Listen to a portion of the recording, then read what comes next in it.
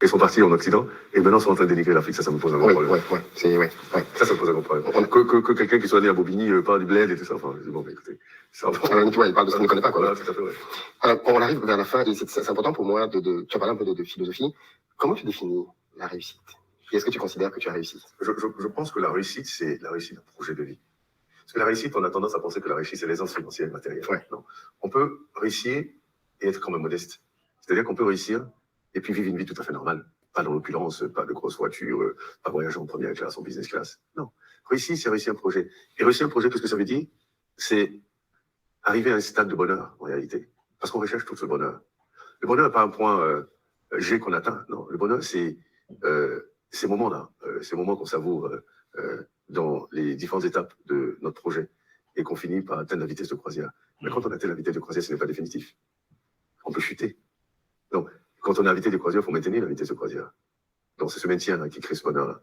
Donc, on peut être quelqu'un de tout à fait simple et être heureux parce qu'on a réussi son projet de vie. J'ai décidé de créer Bloomfield. Aujourd'hui, on atteint la vitesse de croisière. Je pense que j'ai réussi. Maintenant, la richesse matérielle peut être la conséquence de la réussite. Et pas toujours. Pas toujours, mais peut-être la conséquence de la réussite. Parce qu'il y a des gens qui sont riches qui n'ont pas réussi. Pourquoi? Parce qu'ils ont volé, par exemple. C'est vrai. Non, ils ont réussi quoi? Ils ont réussi à voler. Pas voler. Je ne crois pas que ce soit forcément compliqué. Parce qu'on ne comprend pas que être riche, c'est créer de la richesse et devenir riche, c'est créer soi-même de la richesse. Ce ne sont pas des salaires qui rendent riche, ça c'est clair. Quel est ton rapport à l'argent? Très détaché, extrêmement détaché. C'est-à-dire que l'argent, pour moi, c'est un moyen, c'est pas une fin, en soi. C'est quand l'argent devient une fin, en soi, vous devenez esclave de l'argent. Et quand vous êtes esclave de l'argent, c'est extrêmement dangereux, parce que vous êtes prêt à tout pour l'argent. Moi, je ne suis pas prêt à tout pour l'argent. Pour moi, l'argent, c'est un moyen. C'est bon de l'avoir, ça permet de faire des choses, mais ce n'est pas une fin en soi. Je ne travaille pas pour l'argent. Je n'ai pas créé Bloomfield pour l'argent. On m'a proposé de racheter Bloomfield plusieurs fois à des montants astronomiques que j'ai refusé. Et quand je dis je suis pas à, quand je dis je suis pas à vendre, on dit tout le monde a un prix. Je dis oui, mais peut-être que tout le monde a un prix. Je ne sais pas ce que ça veut dire, mais peut-être que les gens vendent des choses parce qu'à un moment ils ont envie de les vendre. Mais moi j'ai créé Bloomfield pour que l'Afrique ait un outil qui lui appartienne. Et cet outil est venu combler un vide ou une situation créée par des structures internationales, soi-disant internationales. Mais si je vends cet outil à ces structures internationales, on revient au point zéro. Et c'est pas ça l'objectif. Et comme j'ai dit, je vis bien ma vie. Hein. J'ai pas besoin de plus d'argent que ce que j'ai déjà. Je vis correctement. Donc, c'est pourquoi je dis mon rapport à l'argent est très simple. Hein. Qu'est-ce que tu penses pour de ceux qui pensent que Stanislas, il en fait trop? Il est bling-bling. On le voit dans sa belle voiture. Je sais pas ce que ça... Oui, mais j'ai travaillé pour. Et comme je dis, moi, je suis vraiment dans cet état d'esprit américain. Là. Est-ce que tu comprends que ça peut choquer ici en Afrique? Mais ça, c'est le problème. Ça, c'est le problème. Ce que je veux dire, c'est que moi, je fais ce que j'ai envie de faire. Pour moi, chacun fait ce qu'il a envie de faire. Je n'ai pas de compte à rendre à quelqu'un. Si j'ai envie de rouler dans une Porsche, que j'ai le moyen de m'acheter une Porsche, je m'achète la Porsche. Je veux rouler la Porsche, fumer le cigare, je fume le cigare. Tant que je ne fume pas dans le visage de quelqu'un d'autre. Je suis dans ma voiture. Enfin, j'écoute ma musique. Je n'écoute pas fort parce que je ne veux pas déranger les autres. Tant que je fais des choses qui, normalement, ne dérangent pas les autres, franchement, ce que les autres pensent, ça, c'est leur problème. Moi, j'ai vraiment pas de problème avec ça. Celui qui pense que je suis bling-bling, c'est son problème. Voici un autre trait très important. Ça même, peut-être même que c'est l'un des plus importants même. C'est-à-dire, arriver au point où ce que les autres disent, ce que les autres pensent, tu t'en fous en fait. Et ça, c'est compliqué. Surtout si tu veux commencer un business ou si tu veux faire du contenu en ligne. Parce que le business, c'est la vente. Le cœur de ce que tu fais quand tu es en business, tu vends. Si tu n'as pas de vente, tu n'as pas de business. La vente, c'est le cœur, c'est le sens, c'est tout le business qui est là. Quand tu vends, tu dois parler aux gens. Tu dois communiquer. Les gens vont te bailler, les gens vont t'insulter. Donc, si tu as peur des réactions des autres, si tu as peur de la réjection, si tu as peur que les gens te rejettent, je te comprends très bien parce que je suis passé par là aussi. Mais ça va prendre du temps, mais il faut practice et arriver au point où tout ce que les gens disent autour de toi, tu t'en fous, quoi. Et ça vient avec le développement de soi, ça vient avec le développement personnel, ça vient avec le développement de l'estime de soi. Et ça vient aussi avec comprendre la valeur que tu as en tant qu'être humain. Et ça se passe dans les livres, ça se passe dans les actions au quotidien. Comment développer le courage? Le courage se développe.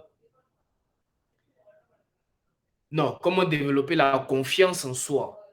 La confiance en soi se développe à partir des actions courageuses que tu as fait tous les jours.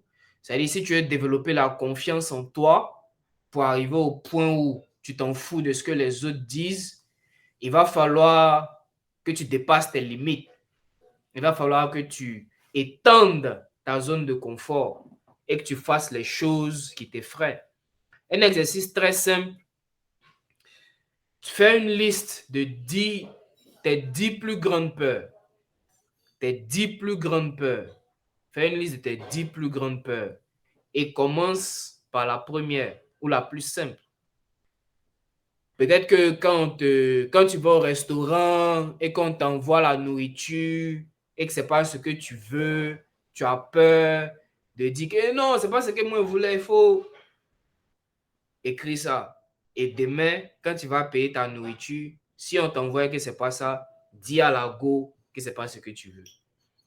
Et le plus tu vas faire ces exercices-là, le plus ça va te développer la confiance en toi. Si tu as peur de causer aux petites, si tu as peur de tomber sur les petites, il faut que tu te fixes l'objectif que chaque jour, tu vas tomber sur une petite. Et le plus tu vas le faire, le plus ça va développer la confiance en toi. Man, this is so critical. C'est-à-dire, tu peux pas, vous tous qui regardez la vidéo, ou bien vous tous qui veulent devenir riches, qui veulent faire ci, qui veulent... Ça va pas arriver sans ce truc-là. C'est-à-dire, sans arriver au point où tout ce que tout le monde dit là, ça te préoccupe pas tellement.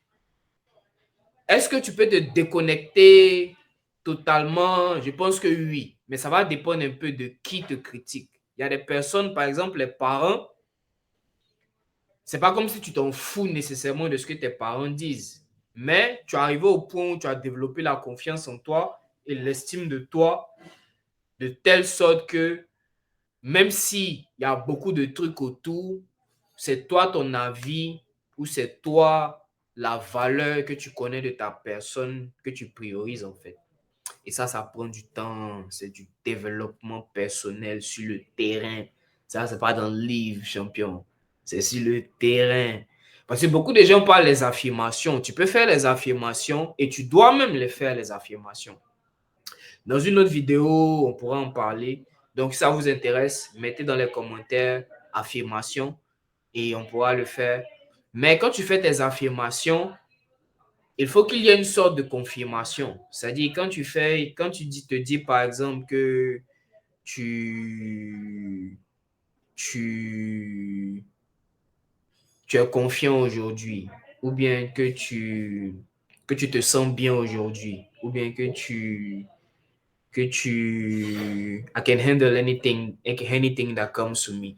Je peux gérer toutes les difficultés, tous les obstacles que j'aurai. Je suis un champion, je suis ceci, je suis cela. Quand tu fais des affirmations, il faut que dans la journée, tu fasses quelque chose qui confirme. Tu vois, moi, en général, ce que j'aime faire, l'une de mes affirmations préférées, c'est I can, I will, I must. Je peux, je vais, je dois. Ou bien success is my duty. Le succès, c'est mon devoir. Et quand je fais ces affirmations-là, dans la journée, j'essaie de faire quelque chose qui confirme ceci. Par exemple, I can, I will, I must. J'essaie de compléter toutes les actions que je dois faire. C'est vrai qu'il y a des jours où tu arrives à le faire à 100%, il y a des jours où tu n'arrives pas à le faire à 100%, mais au fil du temps, il faut qu'il y ait une progression en fait. You need to see progress. Au fil du temps, il faut qu'il y ait une progression. Et c'est comme ça que tu build, c'est comme ça que tu crées la confiance en toi. Daily acts of courage, every single day. Les petites actions chaque jour. Les petites actions courageuses chaque jour. Les petites actions faire les actions qui te font peur chaque jour. C'est comme ça que tu builds, c'est comme ça que tu construis la confiance en toi, c'est comme ça que tu construis l'estime de toi pour arriver au point où pratiquement, en tout cas, les gens that don't matter, les gens qui n'ont pas nécessairement d'importance pour toi, tu pourras arriver au point où tout ce qu'ils vont dire, it's like,